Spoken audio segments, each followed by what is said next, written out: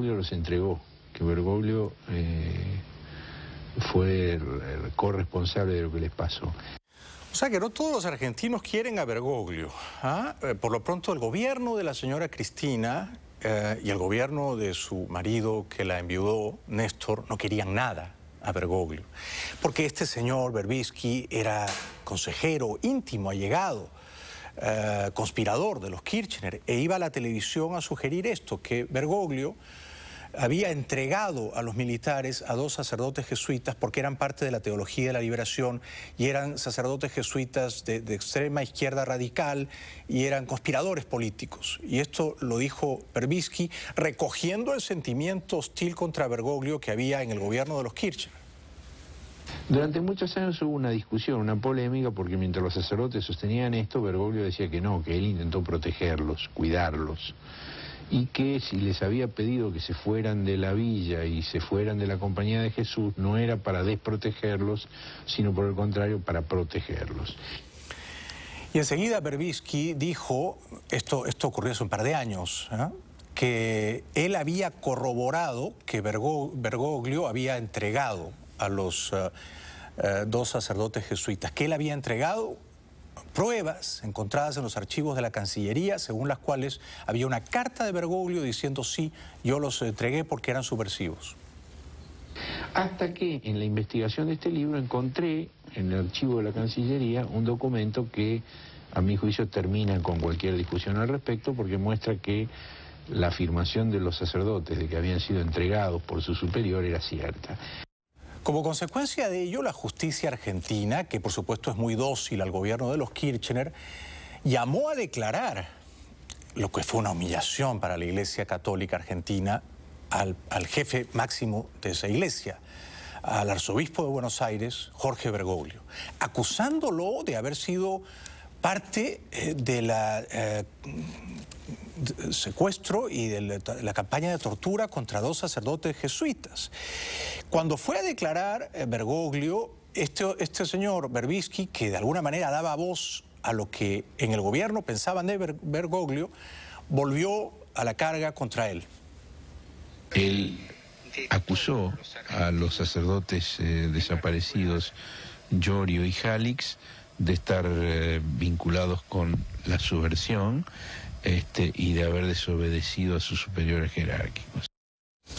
Bueno, no todos los argentinos estaban contentos con Bergoglio, ni están contentos ahora con el Papa argentino Francisco. Por ejemplo, estos periodistas cercanos al gobierno de los Kirchner, o este otro sacerdote, ex sacerdote, teólogo, Rubén Dri, que acusaba de perverso al cardenal Bergoglio antes de que lo eligieran Papa. Y solo me quiero detener en un aspecto que muestra toda la perversidad de este personaje. Debido a la práctica de liberación, a la práctica con los pobres que tenían estos 2 sacerdotes junto con otras catequistas, es que terminan siendo expulsados de la Compañía de Jesús, siendo su superior precisamente Bergoglio. Entonces estos sacerdotes, que no querían dejar el sacerdocio, pero eran expulsados de la compañía, tenían que buscar algún obispo que los recibiese. Entonces, el mismo Bergoglio les recomendó que fuesen a la diócesis de Morón, donde estaba Monseñor Miguel Raspanti como obispo, que los iba a recibir bien. Llorio entonces va a hablar con Monseñor Raspanti, y Monseñor Raspanti, cuando lo recibe, le dice que no tiene lugar para él en la diócesis. Resulta que al mismo tiempo que Bergoglio lo recomendaba a Raspanti, por debajo le mandaba una carta a Raspanti diciendo que no lo aceptasen precisamente por su condición de subversivos. Bueno, estas son versiones inflamadas, ¿no?, de la izquierda radical argentina contra el nuevo Papa argentino. Yo creo que Bergoglio ha sido un sacerdote ejemplar, intachable. Se puede discrepar de algunas de las posturas ideológicas suyas, pero que son por otra parte las posturas ideológicas milenarias de la Iglesia Católica, ¿no? Y yo creo que él es un hombre bueno, es un sacerdote austero y que va a traer un viento fresco de renovación a la Iglesia. Por otra parte, él ha mantenido siempre una distancia crítica del poder. Cuando De la Rúa era presidente, por ejemplo, desde el púlpito dijo esto, en tono crítico. Tenemos las fotos antes de los dos sacerdotes que fueron secuestrados y torturados. Sí, ¿las vemos rápidamente? Este es uno de ellos, Francisco Yalix, y el otro se llama Orlando Iorio. Ahí están. Estos son los dos sacerdotes que dicen que en tiempos de la dictadura militar, Bergoglio los retiró de la compañía jesuita y los entregó a los militares. Hay el temor de que puedan eventualmente demandar al Papa. Veremos. Bien, ahora esto es lo que dijo Bergoglio cuando De la Rúa era presidente. A veces me pregunto si no marchamos en ciertas circunstancias de la vida de nuestra sociedad como en un triste cortejo y que algunas promesas y enunciados suenan a cortejo fúnebre. Todos consuelan a los deudos, pero nadie levanta al muerto. Nadie levanta al muerto, ¿no? Se refería, claro, a la Argentina y a la crisis larvada, latente que había ya en la Argentina, que terminó con la renuncia de la Rúa.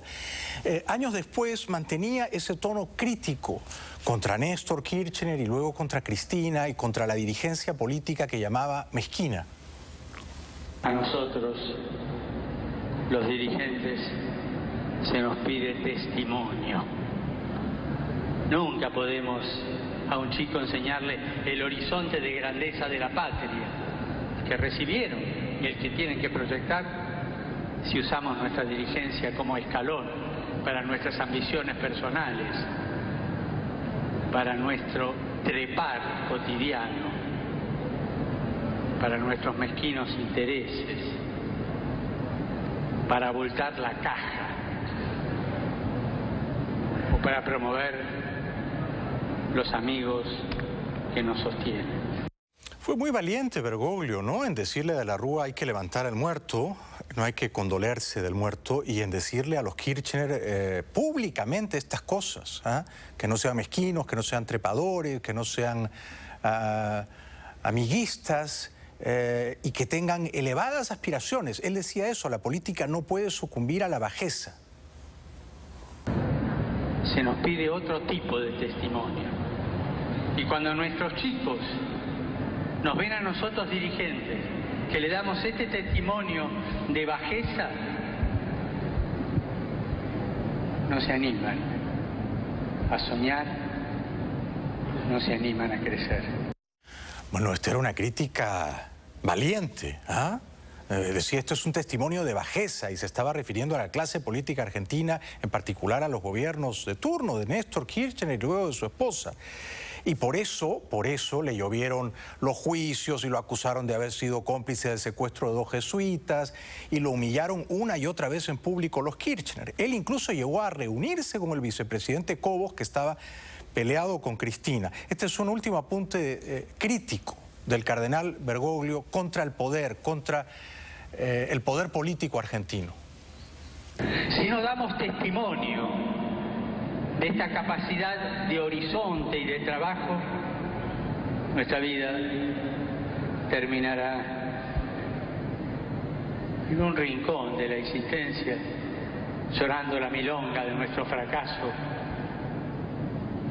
como educadores, como hombres y como mujeres. Mis respetos y mi admiración a Jorge Mario Bergoglio, el Papa Francisco, el nuevo Papa argentino. Tenemos que ir a la publicidad. Luego va a estar por aquí el embajador de Panamá, Guillermo Cochés, que dio la noticia al mundo de que Chávez estaba muerto una semana antes de que la dictadura chavista se resignara a confirmar su primicia. Regresamos con él después de la pausa. Luego va a estar Marisela Verena. No se la pierdan, ya volvemos.